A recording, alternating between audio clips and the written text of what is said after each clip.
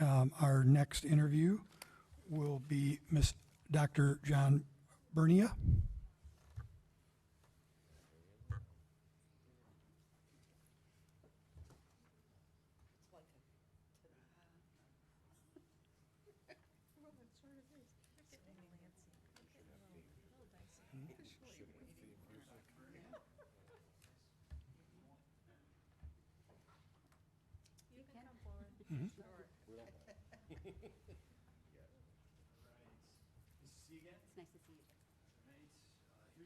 This was my handout from last night, and then this is my slides. Okay, thank you. I think I gave you one back. Yes, you did. Thank you.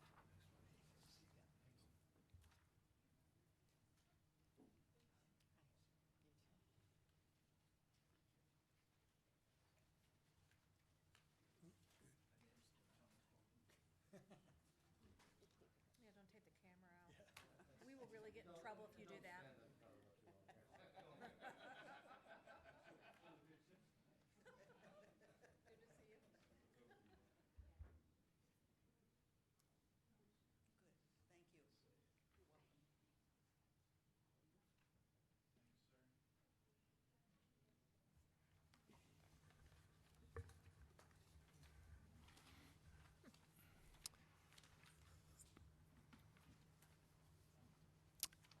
Again, thank you very much, Dr. Bernia, for being here this evening. And when you are ready, you can please start your presentation. Okay. Mr. President, members of the board, good evening. Thanks for once again staying up late to have me out to Walled Lake. I really appreciate the opportunity to be here once again. This evening where we're going to start is I was charged with creating a brief 5 to 7 minute presentation about my vision for Walled Lake Consolidated Schools and the process I will use to get you there. So my presentation tonight is going to move through 3 stages. I call it why, what, and how. So to me, the best visions start with your values. So values lead to vision. And then, so I will get specific as someone who doesn't already work in Walled Lake can get. And then I'll get into a specific process as to how I intend to get you there. So as a starting point, you know, last night I was here for the community forum with stakeholders. I brought a handout with me. I gave you that handout. It's on the top of your sheet.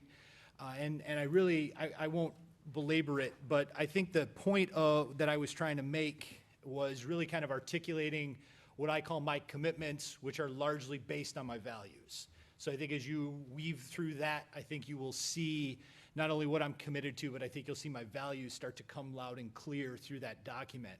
In Warren Consolidated Schools, in our vocabulary, the word commitment means something that one adult pledges to do to another adult, for another adult.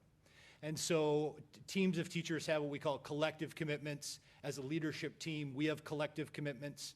And so when we use that word commitment in our district, it means something that one adult staff member or one adult professional is pledging to another adult, which is why I chose to use that word.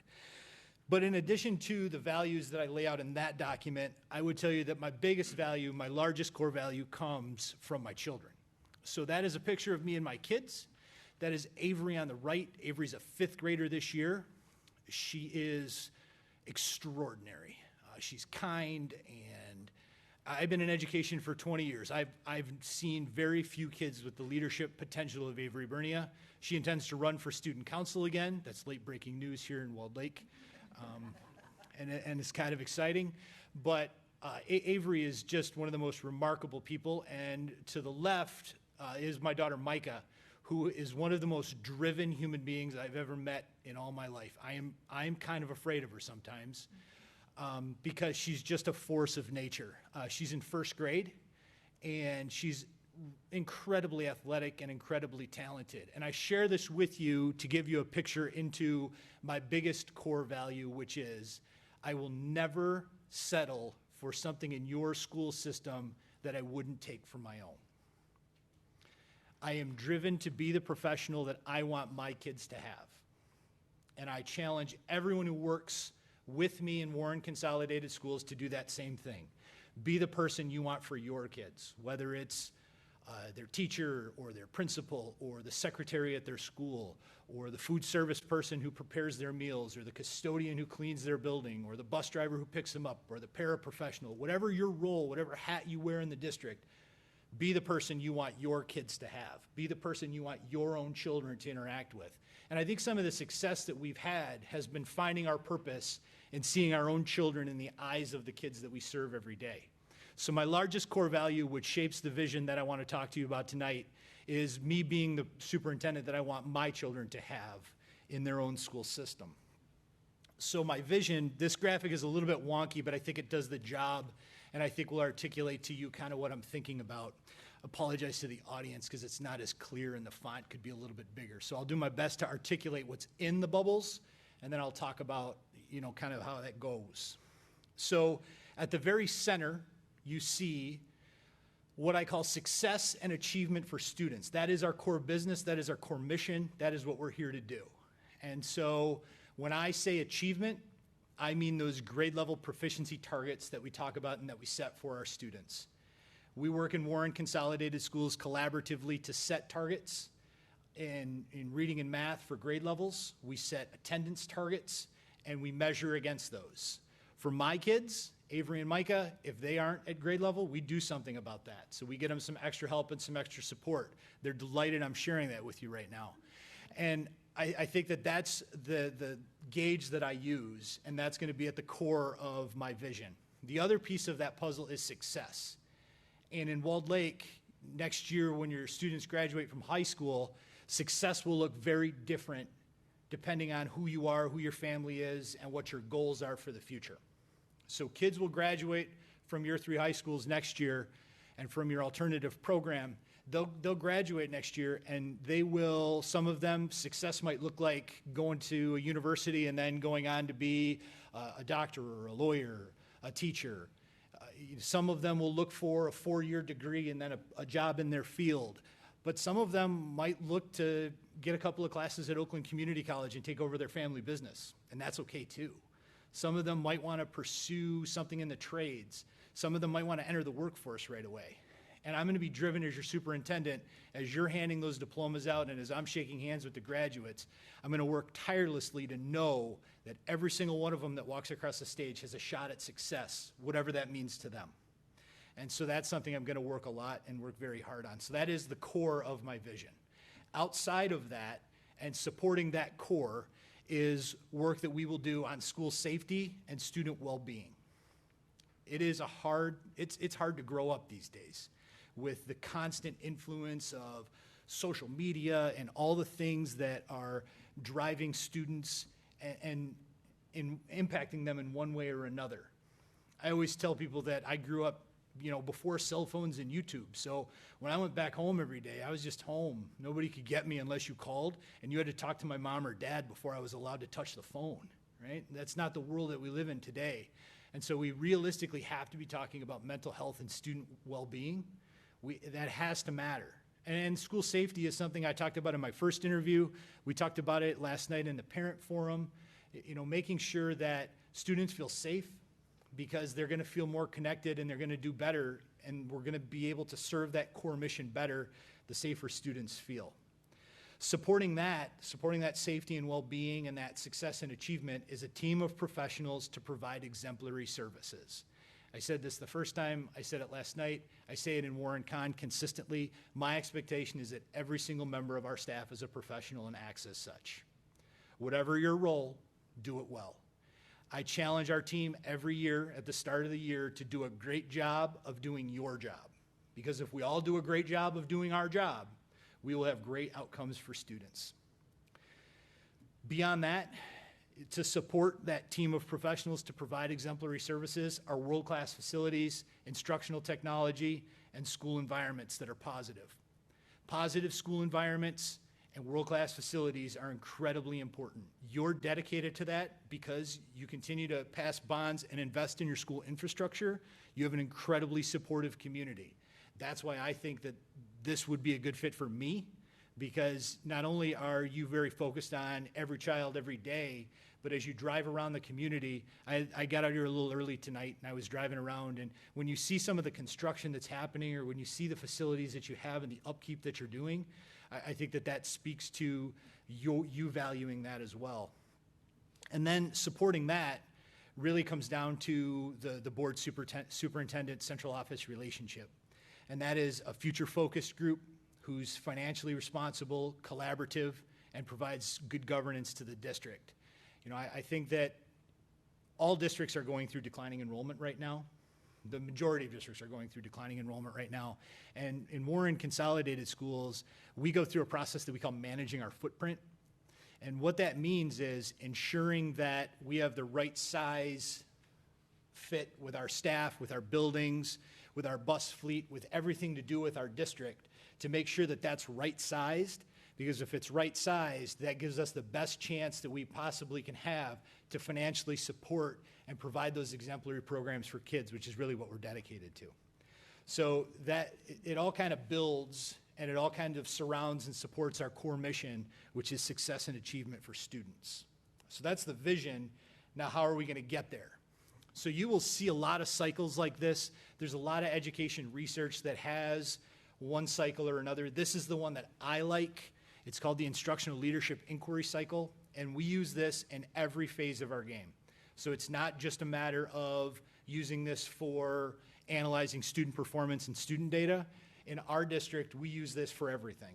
We talk about the metrics for our buildings, the metrics for our support services. We have metrics all over the place that we collect. So it starts with analyzing our evidence. What does our data say?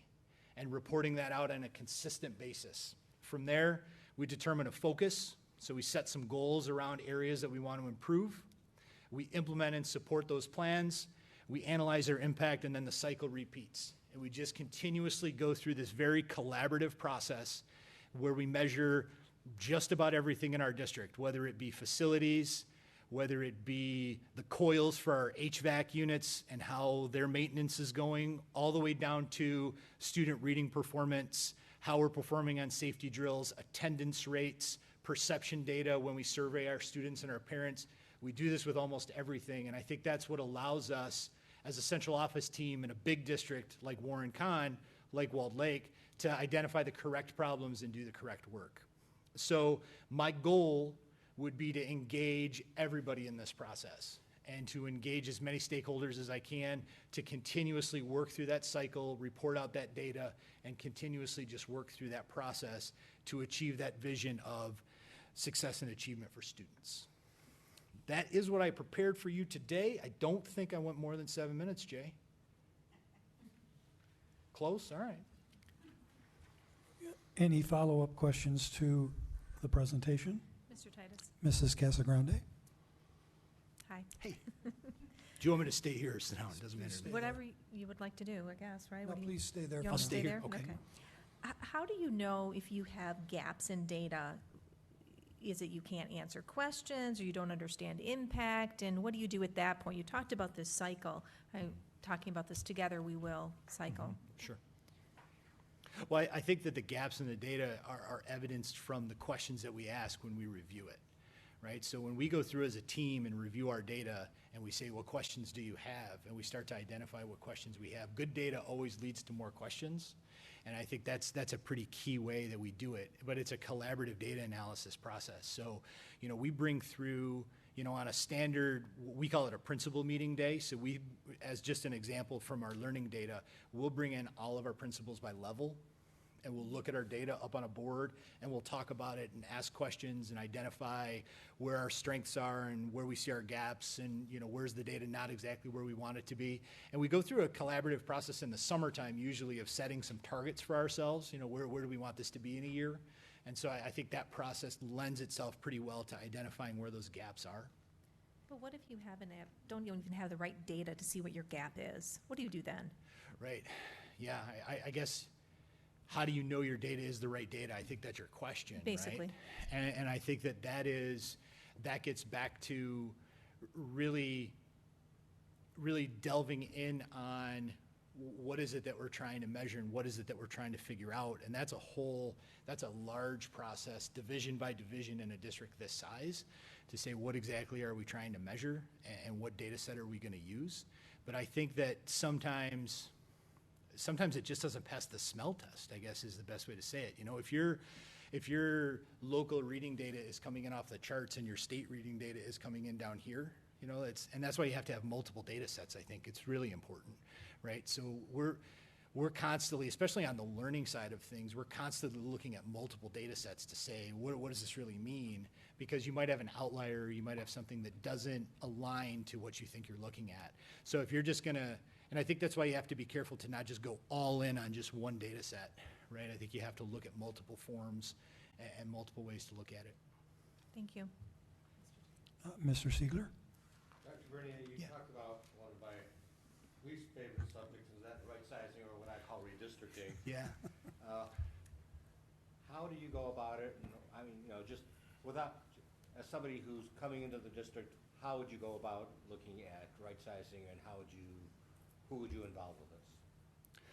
Well, I think coming into the district not knowing, you know, I'd be cautious to just not just run and jump and do, because I think anybody who tells you it's their favorite subject is, I think they're being dishonest if anybody comes and says that's their favorite thing to do.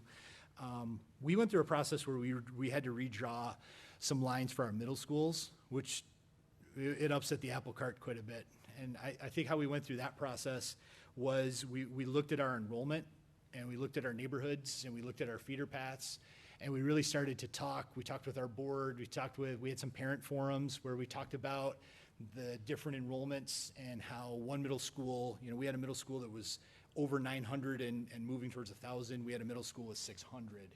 And so it was about engaging the community and talking with parents about that and helping them understand that that imbalance was getting in the way of the offerings that we could have for this middle school and for this middle school, because in this case, we had too many kids, so we couldn't move everybody through the various programs we wanted them to. And in this building, our staffing numbers were dwindling because the population was dwindling. So I think it was the data analysis, and it was talking with all the stakeholders. Candidly, I don't have the institutional knowledge coming into Walled Lake, so I'm going to count on people who do have the institutional knowledge to teach me some of those things. So I would be talking with you, I would be talking with parents, I'd be talking with our leaders, I would be talking with our teachers and our custodians, because, you know, if you really want to talk about the footprint of a building, you know, the custodians have a pretty good working knowledge of what that looks like and can talk to you from a maintenance perspective. So I think it's about engaging all of those groups and thinking with all of those and thinking that through. But for me, there's a lot of institutional knowledge I would need before I ran into that. You know, so that's definitely not something, I hope we don't have to take that on in the next 3 months, because I would really like to get to know all of you first. Mrs. Dunn? So, kind of piggybacking on Mr. Siegler's question, we're talking about engaging the community. We have a really large community. We have over 12,000 students, Sure. and we typically get pretty low attendance at meetings and survey results. So how would you go about engaging our community and drawing more people in for responses? Sure. Something I talked about last time, you know, in Warren Con, we have the same problem. You know, we're about the same size. We have about the same issue. You know, a PTO meeting at Warren Mott High School will probably draw about 5 people, right? And so, and that doesn't mean their parents aren't engaged or anything, but it just means that they're busy and coming to a PTO meeting is not high on their list. So we're really intentional about it. So we have a PTO sharing group where we keep email addresses and we hold meetings with them. And that doesn't mean to be exclusive. We don't exclude people from it, but at least it gives us a basis to call a meeting and call a group together. So I think it's about thinking through how can we intentionally build some groups. You know, another one for us is our faith-based community partners, which are, you know, leaders of community organizations and churches and other institutions in the district and in the community, where we'll call a meeting with them a couple of times a year to talk with them. And I think as word gets out that you do a good job of following up after those meetings and you do take notes and you do take it to heart and you're serious about it, I think that that's helped us a little bit. And then I think the other end of it, you know, right now, and I shared this in my last interview, earlier tonight, Dr. Livernoy and I, Dr. Livernoy is our superintendent. Dr. Livernoy and I were at 3 open houses tonight. We'll be at 3 more tomorrow night. We were at 4 last night. And we stand in the lobby and shake hands, and believe me, people are not shy about telling us what they're thinking about. And so I think it's twofold. It's how do you build your groups, and then number 2, where are you, right? Because when you can't necessarily attract people to a PTO meeting, you might be able to catch those same people at a performance or a sporting event. And if you're intentional about where you stand, right? You know, if you stand down around the concession stand around halftime, chances are you'll bump into some people and you'll be able to talk to people. So I think it's a intentionality in those 2 areas.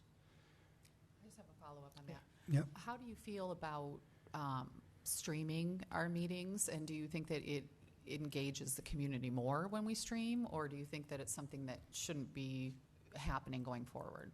I really don't know enough to tell you at this time. I know a lot of school boards stream their meetings.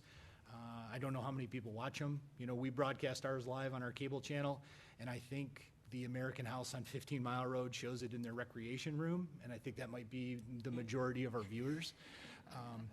But, you know, I think that I would have to learn from you, you know, what is the history of that, and why do you stream, why haven't you streamed, and what does that mean? Because I think that, I think open transparency is a good thing, right? But I think also you have to couch that against, you know, if people are trying to just disrupt the process, which is, I think, something that we saw in some districts, you know, and I don't know Walled Lake well enough to fancy, I guess, either way, but I'm not shy about my work or what we're doing or, you know, keeping things a secret.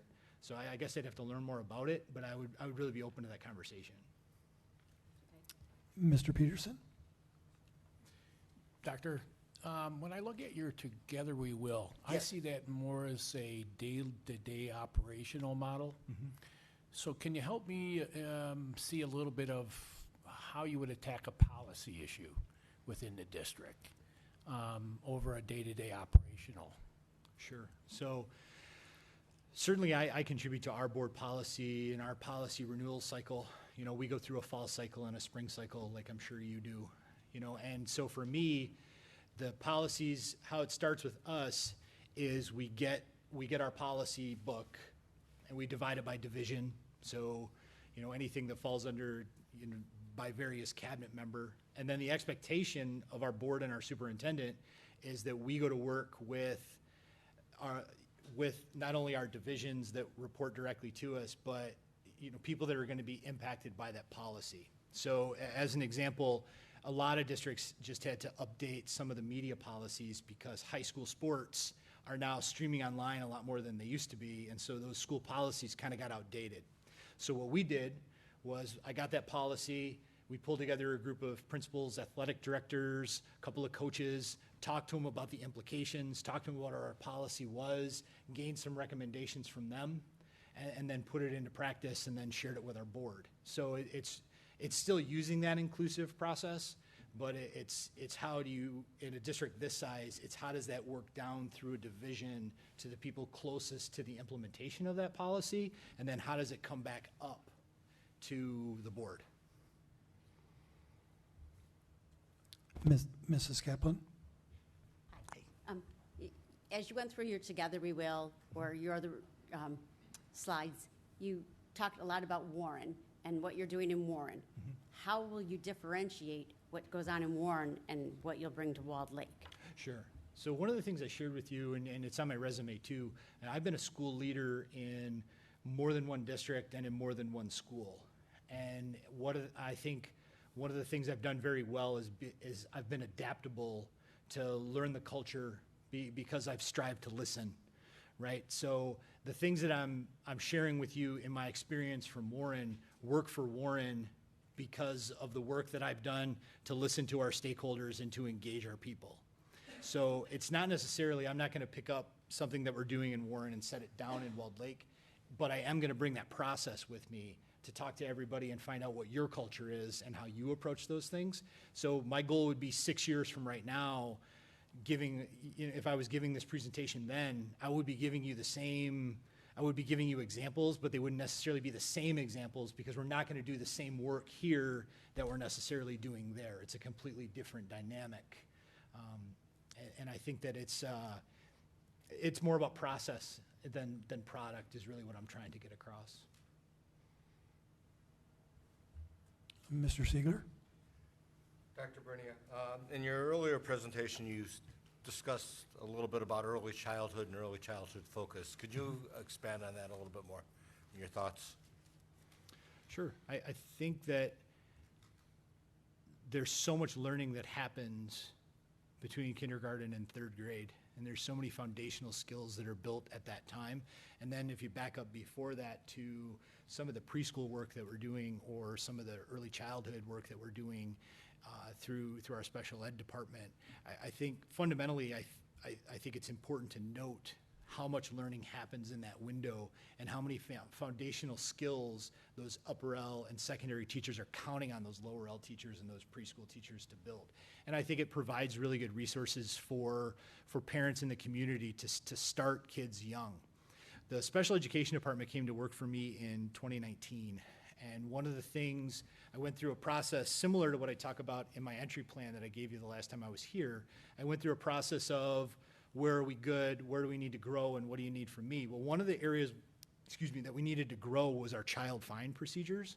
So child find is outreach to families of children who may have a disability under the age of 5. And so it's not that we were doing a bad job, but we weren't doing enough of a good job on child find. So we really raised awareness. So child find procedures became part of our whole early childhood package. And as a result of that, our early childhood special education program really started to blossom and grow.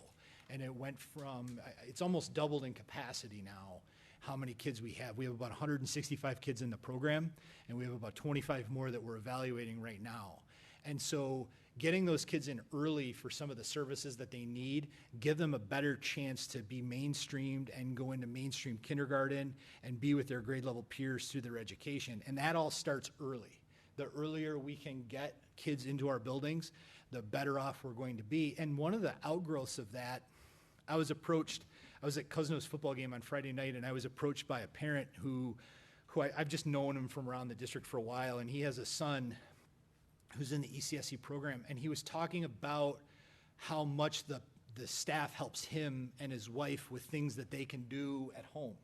And I think that's another important component of early childhood education. I think sometimes parents think getting your kid ready for kindergarten is some broad, difficult, deep task, when in actuality, it's things like making sure they know how to zip their coat or reading to them in the evening or taking them to the public library. And those simple strategies, when they're suggested by a member of our early childhood team, when we go and do our road show for early childhood in February, one of the things I admire most is how some of those simple strategies really mean so much to parents in our community. So I think that it's important to catch them early. Those are some examples of the ways that we're trying to catch them early, because the better chance we do there, the more prepared students will be for kindergarten, and the better they can do building those foundational skills and then moving into the upper L and secondary levels.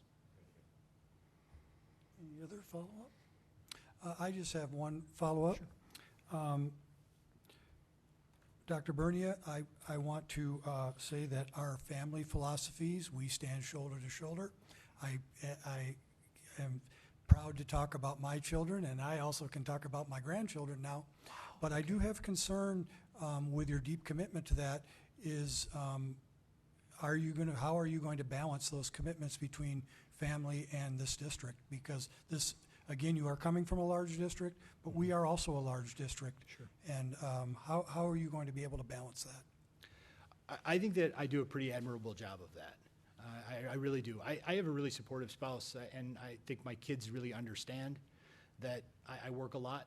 But I think also what is important to know about me is that there are times where if I'm coming to an event, I'll bring my kids along with me, so we can spend some time together, and I can be here too. But I can tell you that I'm available early to late, and that my kids understand that. And I've been able to balance it, I think, pretty well. I think if you call my references and ask them from Warren Con, I have a pretty demanding job right now, and I can tell you that I am able to be present and be there for my kids and be part of their life too.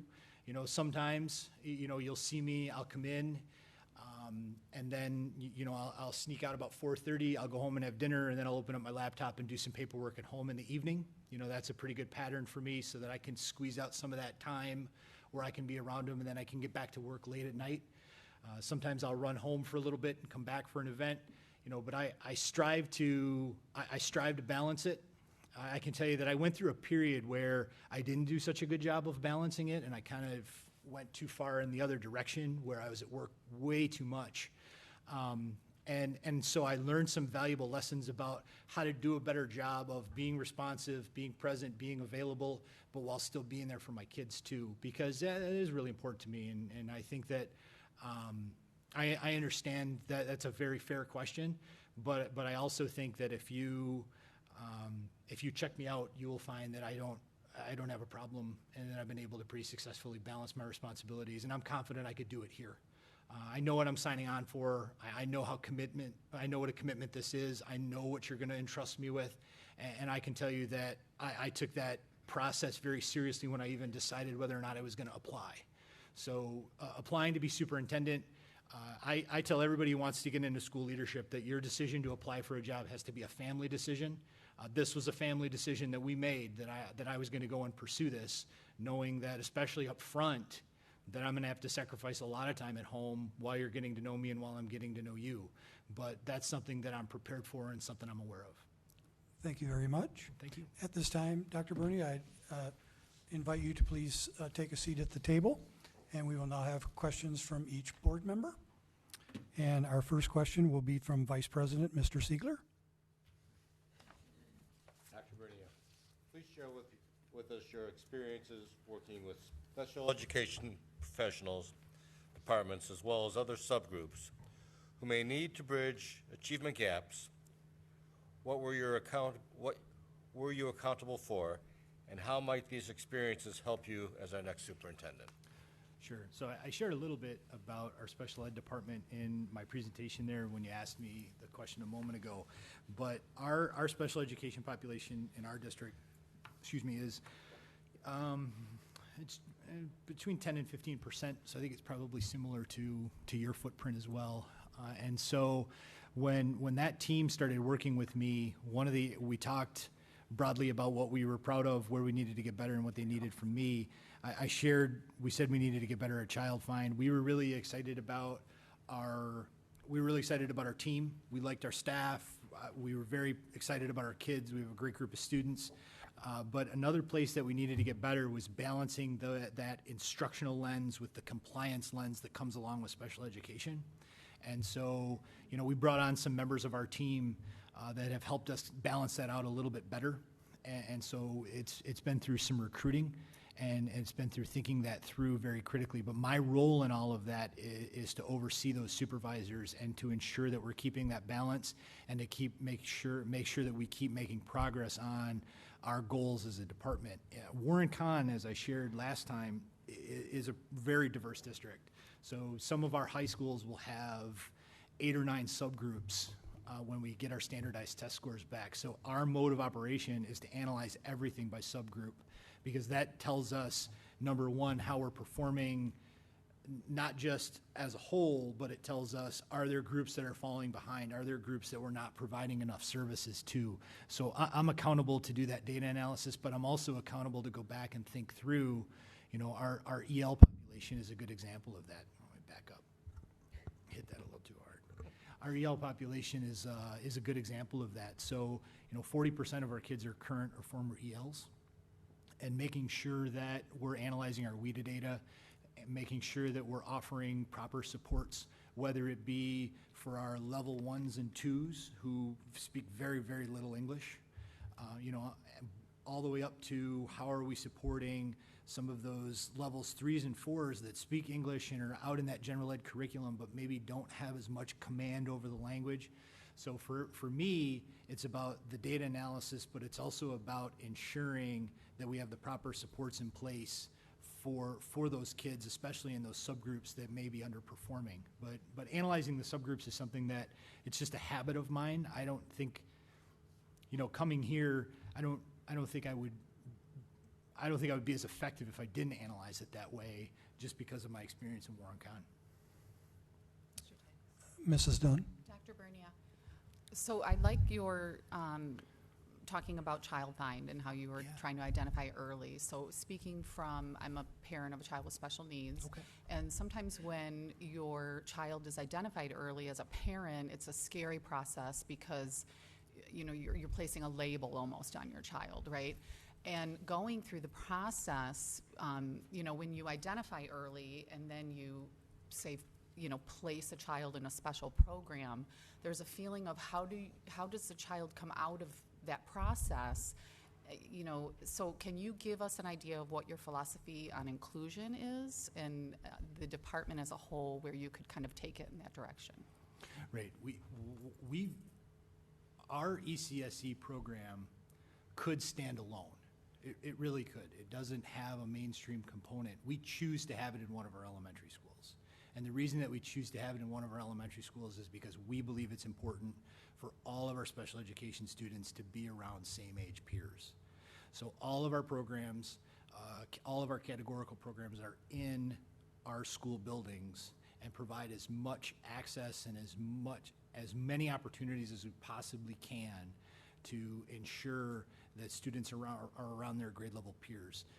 I was the principal of a school where we had a cognitively impaired program, and then I was a principal of a school where we had an emotionally impaired program. And I was very driven to make sure that those students felt like this was their school too, and they could participate in anything that they so chose to participate in. And that's kind of the philosophy I bring to it. But we're going through a process right now where we have this bubble of students, and we think part of it is caused by some of the challenges of the pandemic, where we were trying to provide some of those special supports virtually to kids as young as 3. So good luck with that. And our staff did as much as they could, but our belief is that if we have a few of these programs, we call them cross-categorical resource rooms. We have a few of these programs in different elementary schools in our district, and our goal is to move kids out of that program. That's the goal. And so as much as we can do that, as much as we can move students onto a diploma track, that is what we try to do. There's a few families that I've gotten to know over the years, and I can't tell you how excited. There's a family I've kind of gotten close with over the years, and when their son moved onto the diploma track going into 7th grade, I don't think there's anything better than that. And what that meant to them and what it meant to me to see them be that excited, replicating that as much as we can is really important to me. Any follow-up? Mr. Titus? Mr. Peterson? Can I just follow up a little bit on that? I have a little bit of special needs interaction myself. We do have a tendency in the district to have some strain in that area with parents and, class selection, class fulfillment, especially as they get into middle school and high school.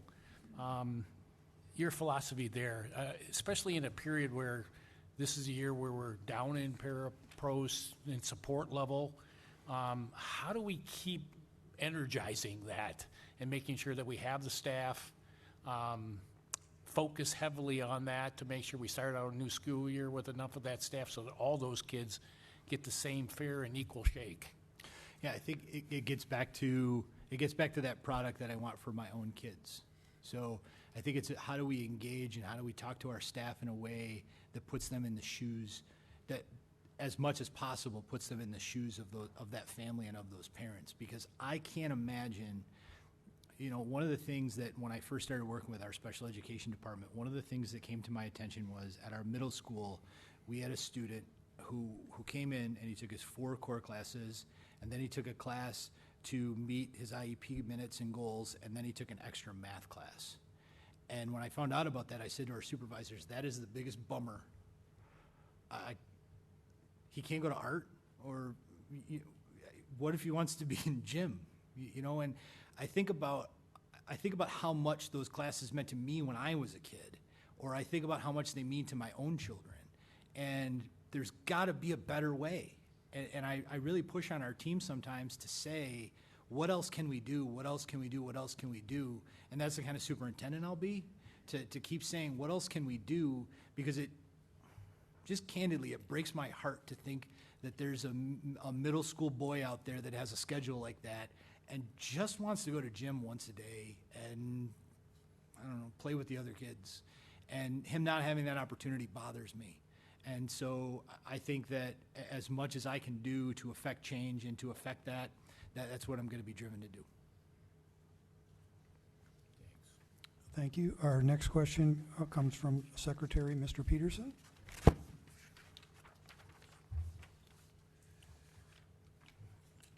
Doctor, sometimes it may be difficult to come up with win-win solutions to problems.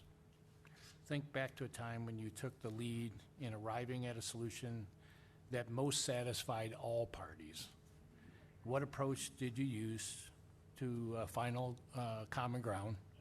And to what extent did you get advice from others in that process? I shared, the last time I was here, I shared that I went through a time, we had an administrative shift, and our superintendent asked me to serve as our chief negotiator with our teachers in a time where their contract was opening up. And it was hard work for me because I don't have an HR background. And so to take the second part of your question first, you know, I really had to engage with members of our HR department. I really had to engage with members of our business office. Our chief financial officer, I think she was going to start to run away from me when she saw me in the hallway because I was asking her so many questions to just try to understand, you know, what is the difference between 1% on scale and 2% off scale, and what does that mean, and how does it, and, you know, I leaned heavily on some of our outside experts like our attorneys. And I think that, you know, certainly in that negotiation, the administrative side, management, we didn't get everything that we wanted, and the teachers didn't get everything that they wanted. But I think we were able to build a strong enough relationship and a strong enough network to say, what's most important to you here? What's most important to us here? And what can we both live with? And I think we were able to do that. I think we came to a fair deal. We got a 2-year extension of our contract, and then we were able to go back and get a 3rd-year extension. And I think that's a sign that we were able to arrive at something that was amenable to both sides. But, you know, it was relationship building. It was a lot of research. It was leaning on our outside experts, and it was showing up early and staying late. You know, those were some of those days where, you know, I was sneaking out to go have dinner with my family, and then I was opening up my laptop to stay up late to do the additional work on the paperwork end or the proposal end or the review process to make sure that we had everything the way that it was supposed to be. Thank you. Our next question will come from Treasurer Mrs. Kaplan. Tell us how you have used your knowledge of student learning and educational research to guide professional development. And please give us some examples. So educational research would tell you that the best professional development that we can offer is job embedded and related to teacher practice. So one of the key things that we've done in our district is we've really done a lot to try to decentralize some of our professional development, because in a district our size and a district your size, the needs of Harwood Elementary, which is on the west side of our district, and the needs of Cromie Elementary, which is on like more the southeast side of our district, are pretty dramatically different. So it's how do we provide some autonomy?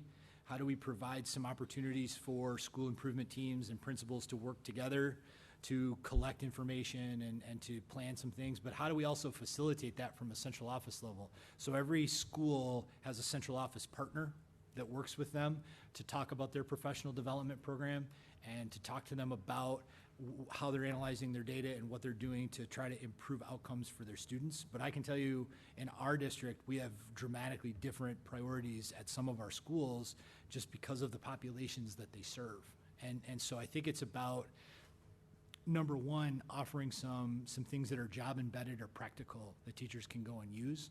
But number two, I think it's also about giving staffs and principals some autonomy to kind of think through what's going to be best for them, or having someone that they can go and ask. I think that our central office partners have been important to our principals and our school improvement teams to say, we're struggling with this, what can you recommend? And going through that process with them, I think, has been really, really helpful. Mr. Peterson? So as a follow-up to that question, so I understand your aspect of it. Is it primarily this process administrative level in the school district as a whole, and then at the administrative level of the schools, the basic inputters into that process? Right. So, well, it's administrative on my end of it at the central office level, but it's really driven by the teacher leaders and their principals together at the building level. So our expectation is that those teachers and their principals are working together, and that what we're collecting from them and what we're talking. So my primary point of contact is the administrator. So on my side of it, it's administrative in nature, but at the building level, it's meant to be more holistic as they think that through. Okay, thank you. Thank you. Our next question will be from Treasurer Mrs. Kaplan. Oh, I'm sorry. Sorry. From Trustee Mrs. Dunn. I flipped the page. Please tell us more about what educational advocacy means to you and the roles you have played in the formulation of education policy at the local, state, and national levels. So my role in that right now is more of a support role, providing information to our superintendent to go to the K-12 Alliance, the Macomb Intermediate School District, and to advocate for schools in that way. Something I'm particularly proud of is some of the advocacy that we've had in previous years around school finance, around K-3 reading legislation. But one of the big thrills for me, about a year ago, I did some research and helped to prepare some superintendents to meet with the state superintendent about student data and how student data is collected and what that looks like at the state level. And I think that so my role right up to this point has been primarily a support role. But I think that advocacy for schools is a key component of the job if you're a superintendent, because I think it's your role to speak up and be heard. So I can tell you that I was very active in a campaign for a countywide millage in Macomb County and advocated for our schools on that front.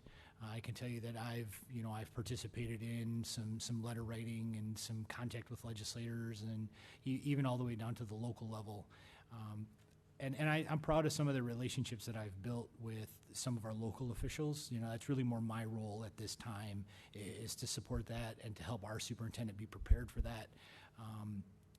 And I think that coming into this role, I would be ready to take that next step. That's one of the things I really thought critically about. Am I ready to not just be the support person, but really ready to carry the flag? And then as I was thinking more about Walled Lake, your district has a reputation for advocacy. And so before I even applied, I thought long and hard about, am I really ready to take that next step? And do I really understand? And am I really up for that? And my research, and just kind of thinking it through, I believe that I am. But I think that that's not something that I've done a lot of just yet. Mr. Titus? Mrs. Casagrande? So one of the things that you may or may not know is that we have actually gone to DC with National Association of School Boards to advocate at the federal level, and Superintendent Gutman did go on occasion as well. It sounds like you may not have had that experience yet. I'm just wondering your potential commitment to looking at things not just on the state level but also federal. And I ask that question partly because, as you well know, being director in helping with special education has not been funded at the federal level, and then that pulls out money from the general fund.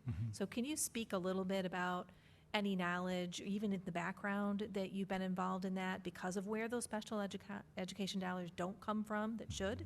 Right. And what you have maybe thought about you would do or have done in that area? Right. So I'm on the team that helps. So our school board attends too, and I'm on the team that helps get the materials prepped for them to review and answers their questions. So again, a lot of that preparatory work. You know, I was really lucky. I was the 2015 National Association of Secondary Schools Digital Principal of the Year. I was one of 3. And that gave me the opportunity to travel across the whole country. So I got to go East Coast to West Coast, North to South.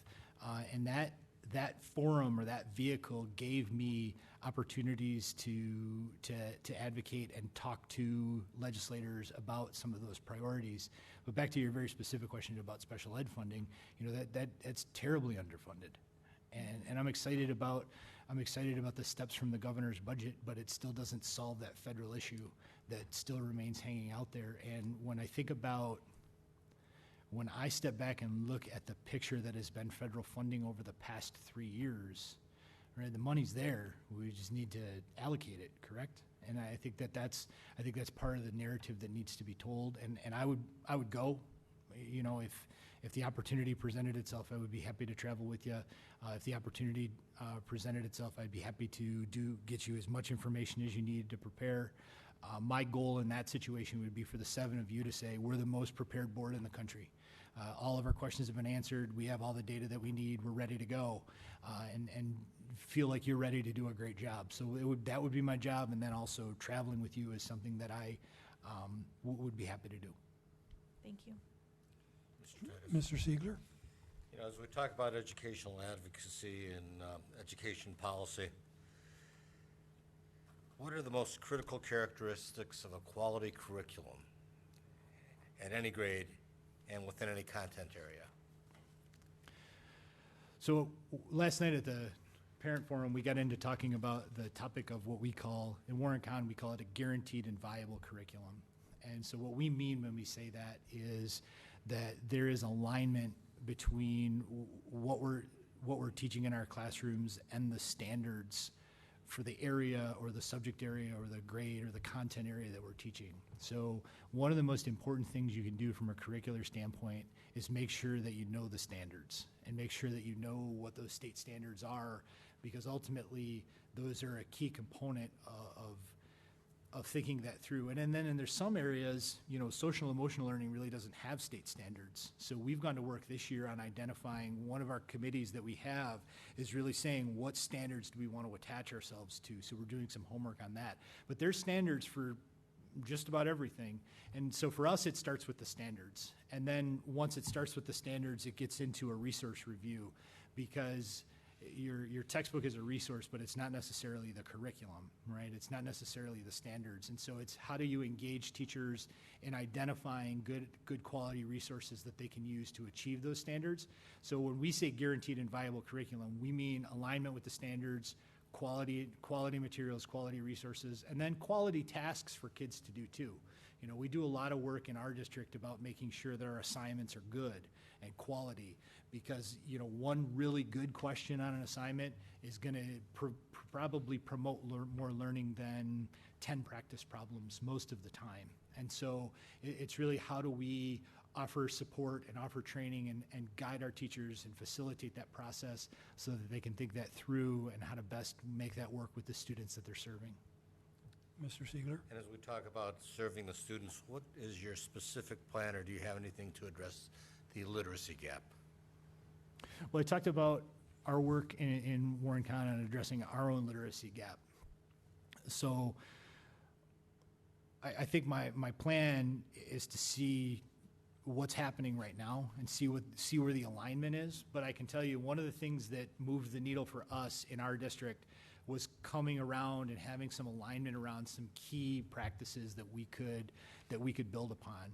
I shared the last time I was here that we had a meeting in early August with third grade teachers from across our district to really identify, to look at our incoming third graders, to look at their reading data and really break it down, not just globally, but really break it down into specific skill sets and subsets. And once we were able to do that, we were able to talk about instructional strategies that would most leverage or would most build on some of those things. So one of the areas that our kids in Warren County are struggling with, our data revealed that our second graders who are going to be third graders are struggling with something called phonemic awareness. It's how you recognize and manipulate sounds and words. And so we had to engage our teachers and say, that's not traditionally a skill that we focus a lot on in third grade, because generally speaking, students have that foundational skill when they get there. But what are the teaching practices and what are the skills that we need, and how can we build that? And that's something that we went through, we worked with the teachers on. So it's not something that we're doing to them, but it's something we're doing with them. And so it's again, back to that process of analyzing our data and really digging in on those subsets, right? So we're not just looking at one data point, but we're looking at multiple and really trying to identify the best strategies that we believe will move that forward. Mr. Peterson? Doctor, I'm going to follow up with a parallel kind of question that Mrs. Casagrande asked you on special needs. Going into the CTE vocational side. Okay. And traditionally, they're underfunded in many ways. Most of them come from Perkins grants and others.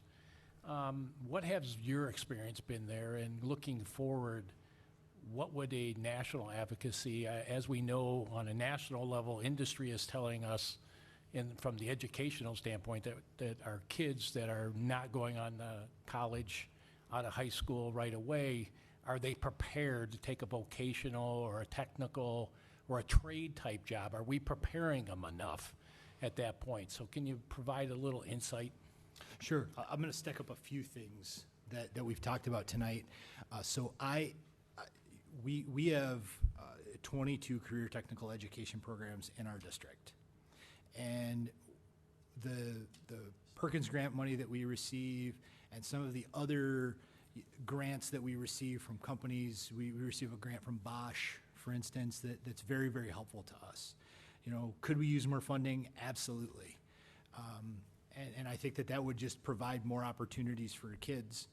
But I think that one of the areas that we're struggling in the world of career technical education is that we're asking professionals to come out of industry who don't have a teaching background and be teachers, and then we're asking them to go earn a teaching certificate. So not only are we asking them to come out, accept a teacher salary, but then spend some of that teacher salary to become a certified teacher. So I was really lucky. I got to speak to both Senator Gary Peters about this and Lieutenant Governor Gilchrist. And in both of those conversations, what I said to them was, there's got to be a mechanism to entice industry professionals to come serve as teachers in these career technical education programs, because that is, you know, to your point of how do we get kids ready for those opportunities, we need industry professionals to help us think that through. And so the more we're able to recruit high-quality people to come out of industry and work with our students and engage that advisory board panel that they have, and the better advisory boards that we can build, and the more we can partner with industry, the better metrics we're going to build and the better way we're going to be able to identify those key competencies and skill sets that we want students to walk out of career technical education with. CTE is going through a process right now. It's a multiple-year rollout of new career technical education standards. Back to the curriculum question that we talked about a minute ago.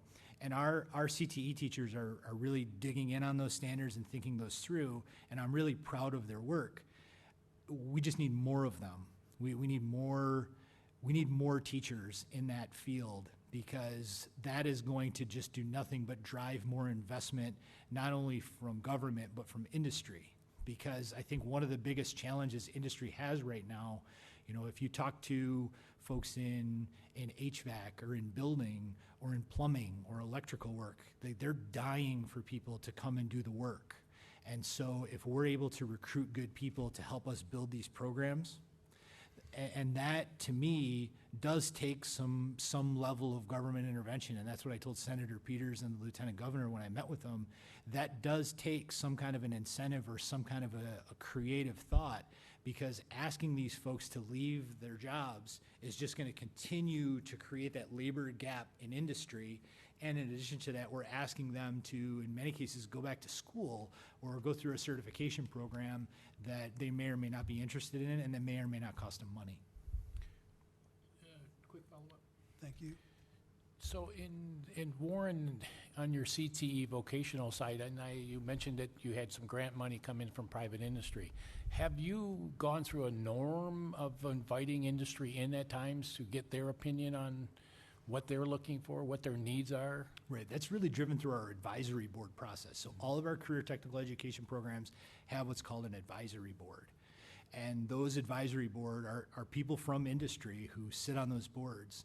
And so, you know, our building trades advisory board has construction firms or representatives of construction firms that sit on those boards.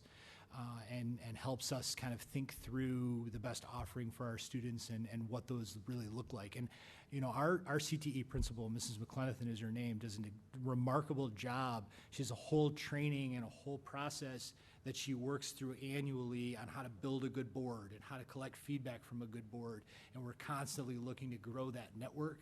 And that goes all the way to our superintendent. You know, Dr. Livernoy has asked people to serve on advisory boards in the past, just to make sure that we're building a strong network of professionals that can come in and help us kind of think through the best possible offering for students that are in that situation, because there are really good opportunities out there for kids, and there's really great, there's just good jobs.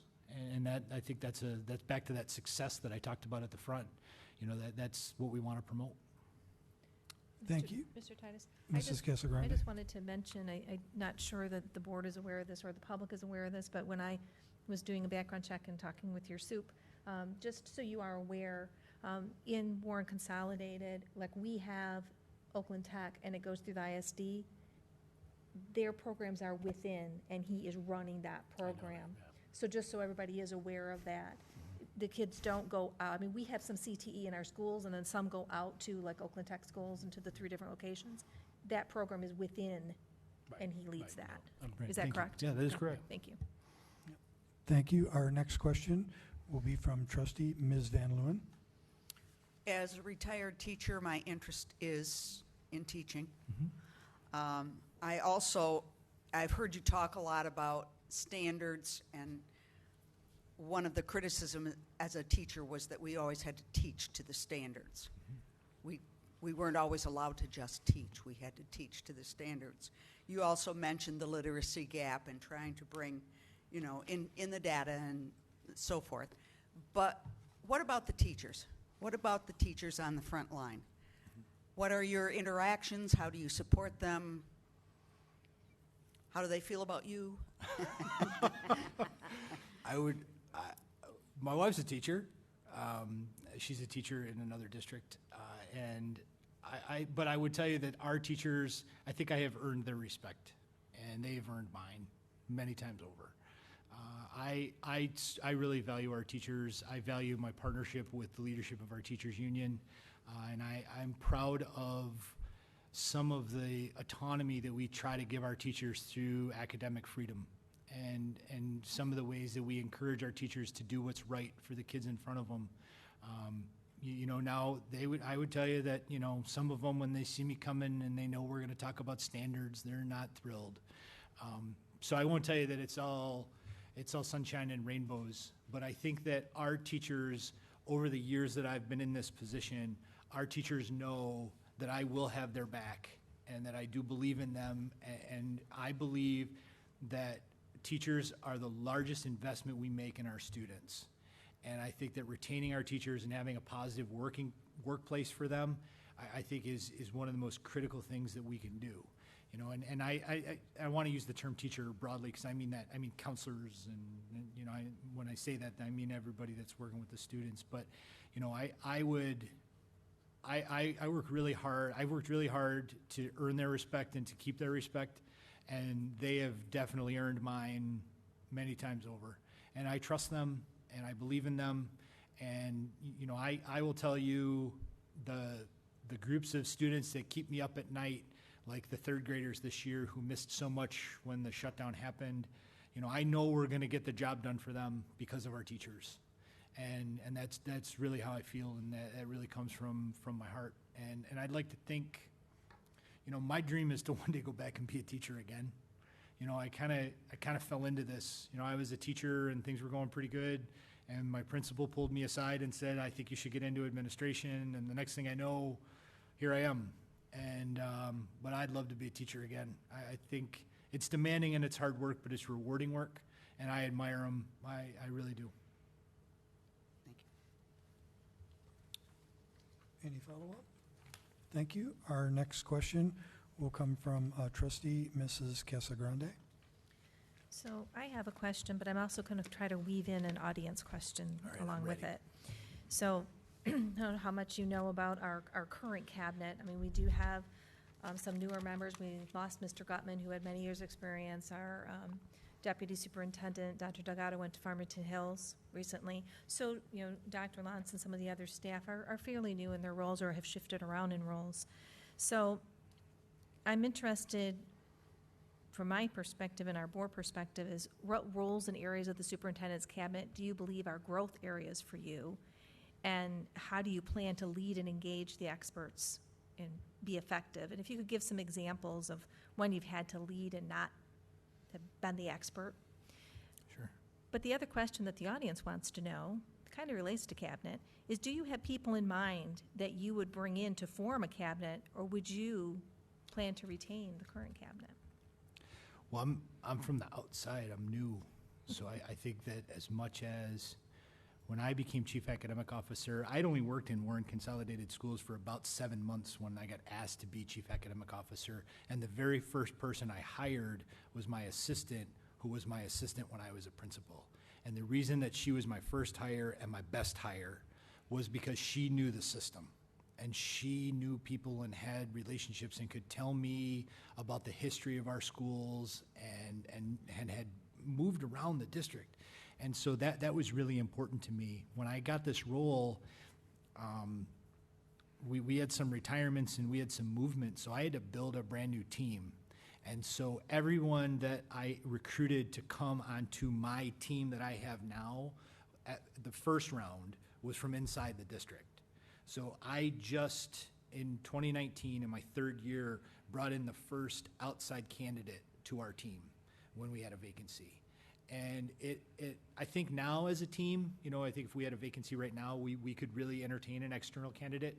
But for that, especially in that initial early go, I think it was important for me to retain people who knew the system and who could help me fill in some of those gaps that I didn't really know. So I've really benefited from being around people with instruction or with institutional knowledge. And so my hope is that they would all stay and that we could work together. You know, I know Dr. Lantz, he and I go back a ways, and I think we have a positive relationship. I hope he feels that way too. I think that we could work together, and I think we could work together effectively. There are some cabinet members I haven't had the pleasure to meet yet. There are some cabinet members in Walled Lake that I know, and that you know, we're not friends, but we know each other, and I'd like to think that we could work effectively together. I can tell you that that was something that factored into my thinking when I applied for the position, because if you're an outside candidate, and I'm not just an outside candidate, I don't even work in Oakland County. So for me to come to a new district and a new county, I'm gonna need them. And so that, you know, knowing the dynamics of the district, knowing the history is a growth area for me.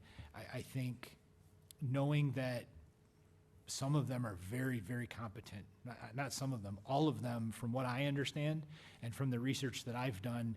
I shared in the last interview, I have a professional relationship with Mr. Gutman. I have a professional relationship with Dr. Delgado. I've done my homework on the cabinet here. I know them to be exceptional people. I hope they will all stay, and I hope we can all work together in a very positive way. Being a new superintendent, you know, I'm going to listen and I'm going to do my best. And one of the critical questions I'll ask them, and it's in my plan. You know, the second pillar of my entry plan is really how to work with cabinet, and that was driven out of me knowing a little bit about them coming in. But part of that is saying to them each individually, what do you need from me? And building some goals around that so that I can support them and I can support their work. Because you're right, some of them. You know, Mr. Russo, I think, is in his second year here. You know, that's, you know, he's going to need some things from me. And if I don't know the answer, I have a strong network of people that I know that I can go to that can help us get there and can help us, you know, figure out the problems of practice that we're trying to solve. But, you know, I kind of hopped all over on that answer. So just to kind of give you like a nice John Bernia linear answer, you know, I did my homework on the cabinet. I know them. I know they're exceptional people. My hope is that they all stay and that we work together. I once I'm here and established for a few years, I would consider external candidates. But right now, I think it's best, with me being brand new, that we try to keep that leadership team as stable as we can. And I just want to ask one follow-up. So specifically, do you see any areas that are growth areas for you in the superintendency? I mean, I think in a way, after talking with your soup, that you are kind of in a deputy role because of all the things that are under you, so similar to Dr. Lance. But what areas, I know he's been coaching and mentoring you, but what areas are you working on right now? Well, it's going to be new. You know, right now, I work for one guy, right? So it's a different dynamic to go from working for one person to working for all 7 of you, which is my goal, right? That's a growth area right there, because how do you balance that? And I don't know the answer to that. I know all 7 of you at one time or another in the next year are going to say, he's trying really hard, because I'm going to be driven to do that and driven to get good at that. But I think that's a growth area for me. I think some of the, you know, again, back to, I do a lot of the preparation work, you know, but, you know, Dr. Livernoy is the one that speaks, right? And so I think that's a transition for me, and that's something that I'm going to have to work on and work to get good at. And then I think also just the, you know, in each leadership position, as I've moved through my career, you know, there are these pieces that you just, you know, I don't really know what he does when he's in his office all by himself. You know, I mean, I know he's working, but I don't know what exactly that is. So I think that's another growth area for me, is just those unknowns of what I'm going to find and what's going to come to me when I get there. But I can tell you that I have a strong network of people. So you talked to Dr. Livernoy, he's been a mentor to me. And I have mentors that are very seasoned superintendents, and I have mentors that are very young superintendents. You know, Dr. Delgado and I have had some really good conversations about, you know, how he got started. And I think that, you know, those all kind of contribute to who I am. But I think that it's important, you know, as much as I have mentors and as much as I have coaches and as much as I have people to help me grow, I'm me, right? And that's, you know, I don't aspire to be Dr. Livernoy 2.0 or any of the other people that have helped me get where I am. I aspire to be my own leader. And that's a process, and that's going to be a growth area for me, is really defining myself and finding my voice, and that's something I'm going to work really hard at. Thank you. Thank you. Mrs. Kaplan? Yeah. Just following up with that, you know, with the growth area of, you know, finding your own voice. Where do you see your voice taking Walled Lake Schools, you know, in the near future? You know, which direction would you like us to go in? Well, I don't know yet, because I'm not here. And I'm trying to cop out on that answer. But I think me finding my voice is really me hearing from you about where things are going really well and where we need to improve, and then what you need from me specifically. And I think that's going to shape my initial goals and how I get started.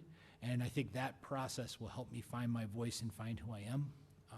You know, some of that, you know, I've been pretty upfront, and I've tried to be pretty open about my core values and who I am as a person and what's important to me. Some of that will govern and will speak through, you know, in my voice. You know, I'm an educator, but I'm a parent too.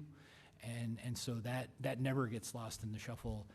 And I think you'll see that. You know, I'm proud to say, you know, I think people would consider me an advocate for kids. I think that's going to continue.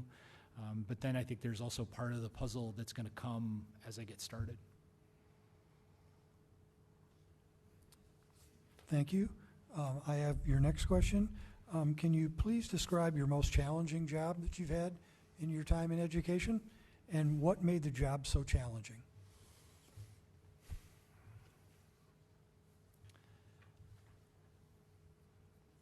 I think,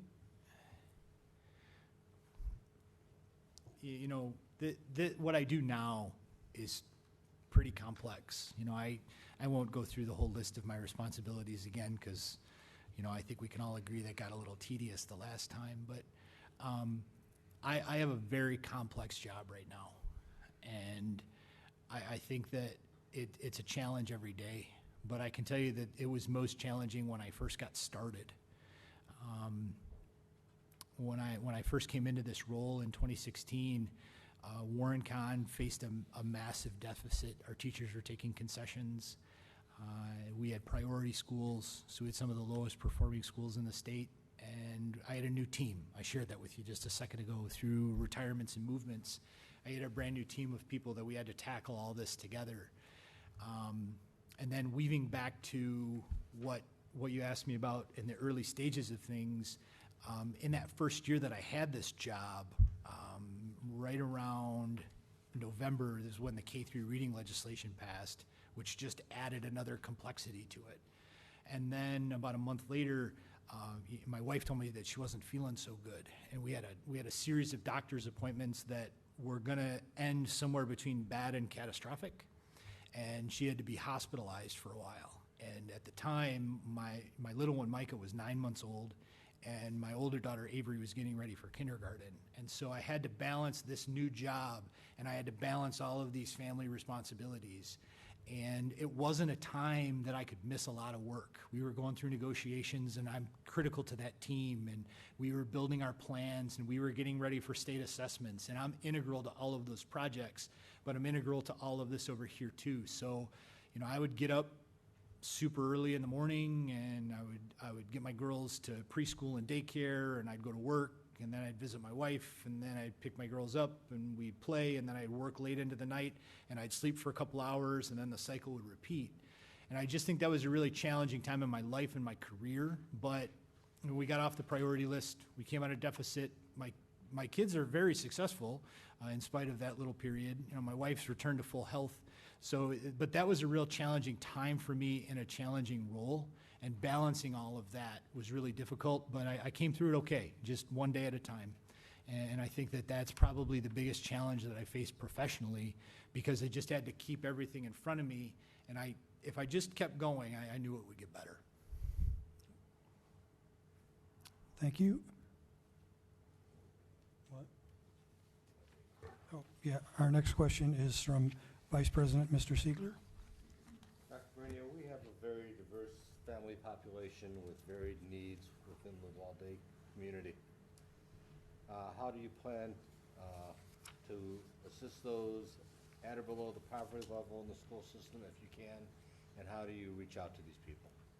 Sure. So Warren Consolidated Schools has a 71% free and reduced lunch rate. Our 12 elementary schools qualify for universal free breakfast and lunch. I'm sorry, 11 of our 12, because it varies. So we have one elementary school that doesn't meet that criteria. And what I would say to you is that I was the principal of a Title I school, and having that experience that I bring to you, what it sheds a light on for me is the need for flexibility.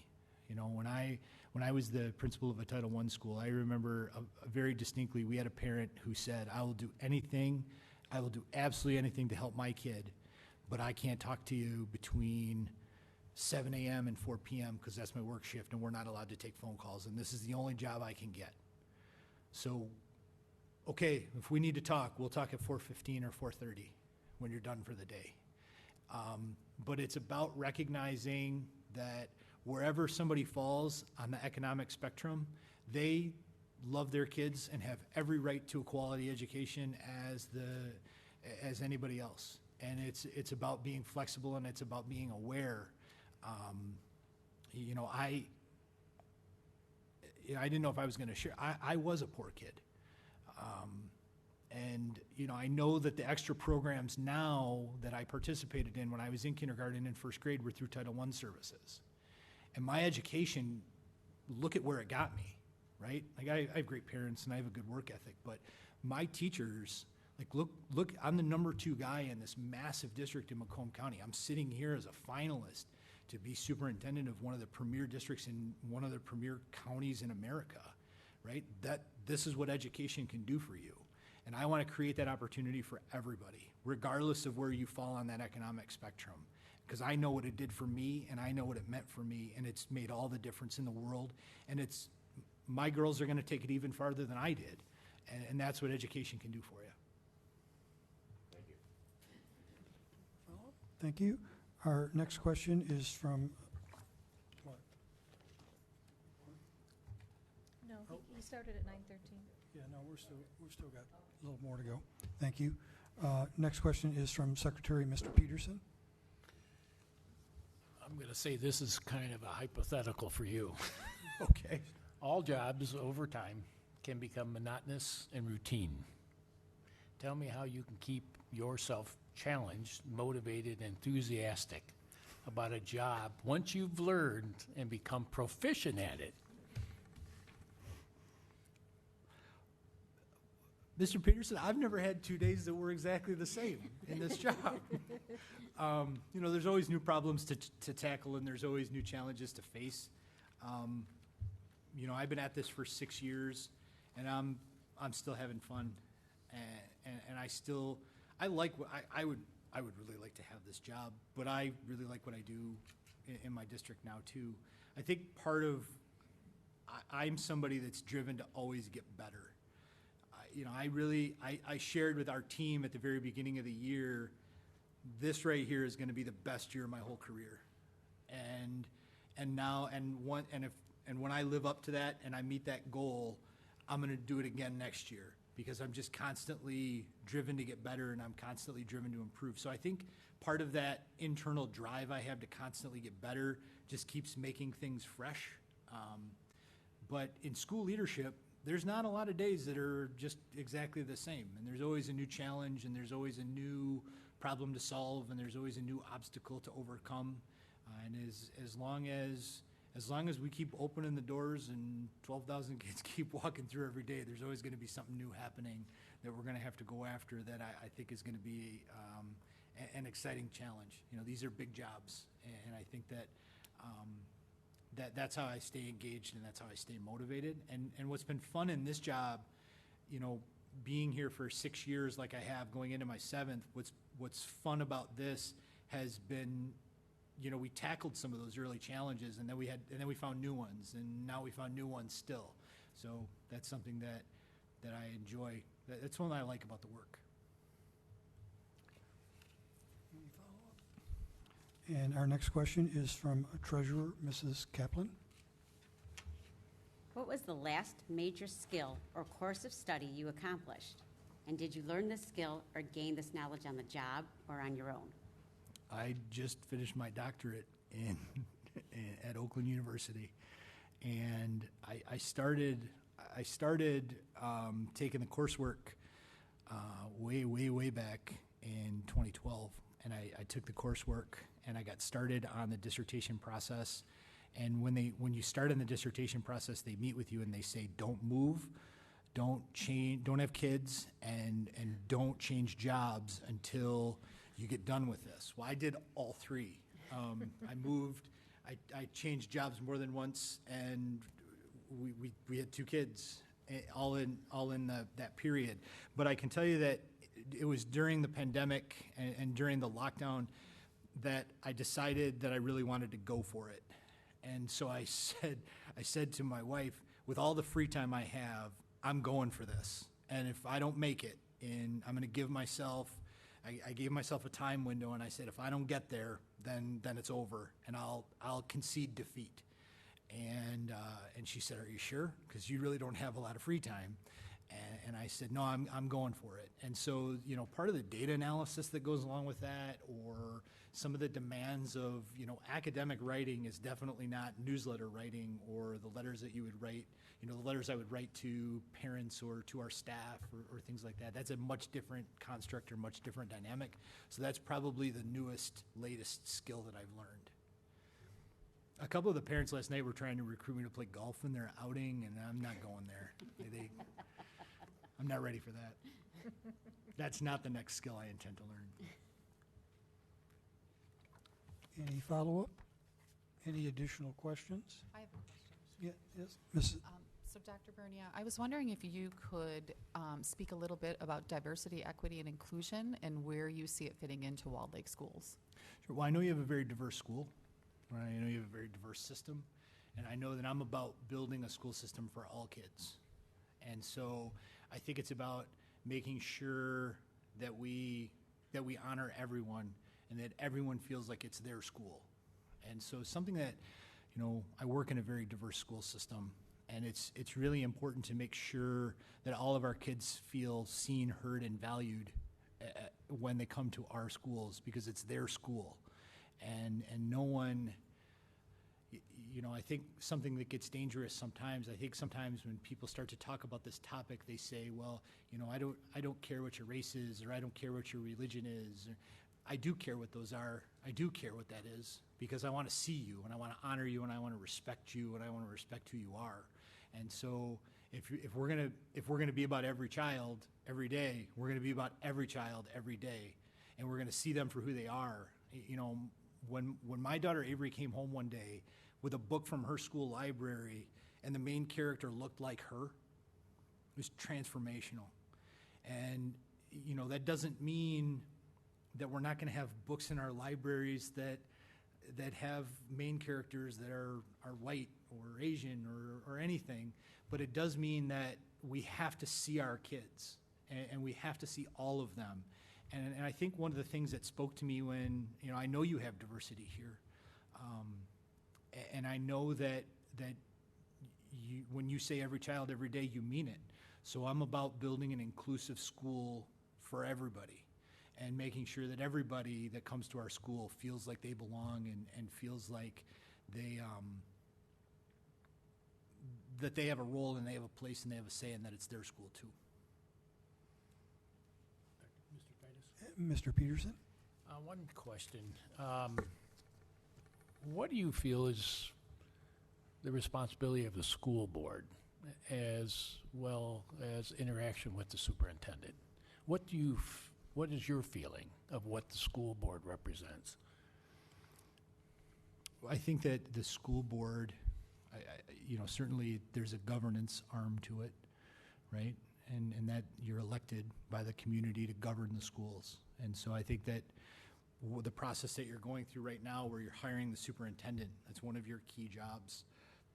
But I think above and beyond that, I think one of the things that makes our board great, one of the things I think that makes your board great, is that you are constant cheerleaders for the system and supporters of the system, and your leaders, and your leadership provides encouragement to the people who come to work here every day, or provides encouragement to the people who send their kids to school here every day. So you really are you really are part of the face of the district, or part of the leadership of the district. And so I think that's an important role for you. I think that you have an important role on things like the budget process. I think you do have, unfortunately, I think you do have some leadership on our footprint, back to something we talked about a while ago. So I think there's governance, and then I think that there is oversight of the superintendent, of the employees, and of the system. I think that it is the support that you provide. But then I think one of the things I admire most about our board, and I suspect you're the same way, we've only gotten to spend a couple hours together, but just my interactions with you suggest to me that you're a board that has high expectations. And I think setting that high expectation for the system, I think, is the role of the school board. And so I think that those are all very, very important components and pieces of the job. Well, thank you very much. Dr. Bernia, as we wind down our time together, I would like to give you an opportunity to recap and share with us your vision of if you are superintendent of Walled Lake Schools, your vision, and how you are going to start to use that vision to move the district forward. Sure. Well, before I get to that, I want to thank you for the opportunity. It's nice to be back and to spend some time with you, and I appreciate you once again staying up late. We're here past 10 again, but I think that for me, it comes back to that inclusive process. It comes back to an inclusive process of engaging everyone around our core business, which is student achievement and success for all kids. And so I think that for me, my goal, again, as I presented in my entry plan, as I talked about tonight, as I talked about yesterday at the community forum, my goal is to come here and to listen and to learn, to identify what's working, to identify where we need to grow, and to really identify what you need from me, and then build goals around those things, but honor those points of pride too. You know, we're going to celebrate those things that we say that we're good at. I said it the last time, I'll say it again. You know, if we identify something that needs to change or we identify something that's not working, I'm bold enough to take that on. But when we say this really is working, I'm humble enough to leave it alone. And I can tell you that in 6 years in Warren Con, there are things that I've been bold enough to take on, and then there are things that, regardless of how I feel about them one way or the other, they work for the system and they work for our culture, and they're overall positive. So I just leave them alone, and I just exist, and I work within that system. And so I think my vision, once again, is to work with all of you, because I'm new, and because I don't aspire to come here and set down the mission, values, and vision of Warren Consolidated Schools. I know a lot of my examples have come back to that. That's just to give you a reference point of what I do and the kind of work that I do. But my goal is to build those same achievements just in your context and just in whatever that looks like for Walled Lake. But I've really enjoyed getting to know you. I've really enjoyed this process, and I'm really grateful to have had the opportunity to be back here. So thank you very much. Thank you very much. Again, for our audience, please fill out the comment cards, and they will be collected.